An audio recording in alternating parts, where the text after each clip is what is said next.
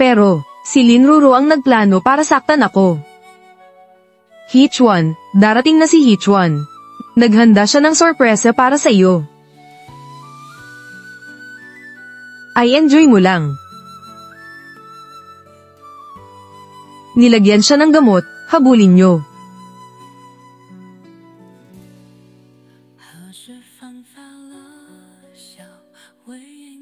Sino ka?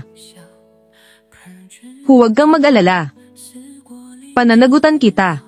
Hindi ko alam kung ano ang hinahanap mo.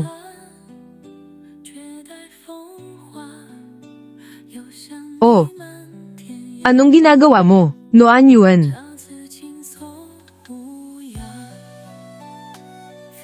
Pero, tama nga ang sinabi ni Ruru. Naglakas loob ka talagang manloko sa engagement party. Tama nga ang sinabi ni Ruru. Naglakas loob ka talagang manloko sa engagement party. Hichuan, hindi ganyan. Sila ang may pakana nito, maniwala ka sa akin. Lino Anyuan, ipinahiya mo ang buong pamilya He. Itigil ang kasal. Ibalik ng pamilya Lin ninyo ang 2 milyong dot. Kung alam ko lang na ganyan ka kawalang hiya, hindi na sana kita inampon. Ang aming Ruru ay mahinhin at mabait. Maganda, matalino, at may mabuting pag-uugali. At nakapagtapos pa sa isang sikat na universidad, mas bagay sila ni Hichuan. Bakit hindi na lang si Ruru ang pumalit kay Lin Noan Yuan?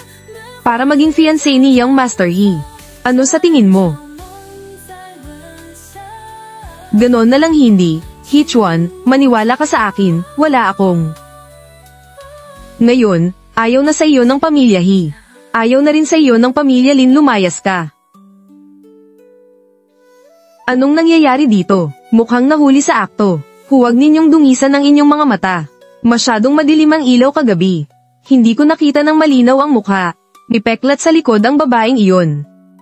Tulungan mo akong hanapin siya si Hichuan. Ha ha ha. Wow, tingnan ninyo quadruplets, ang galing naman mga anak ng nanay nila. 4 agad sa isang panganganak, bakit kahit saan tayo magpunta, laging may pumupuri sa atin. Nakakainis naman. Ganyan na mula pagkabata. Sanay na ako 4 na cute na bata. Ang gaganda siguro mga artista ang mga magulang nila.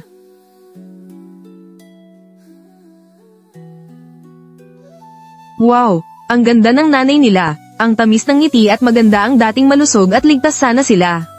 Magbilang tayo 1, 2, 3, 4. Congratulations.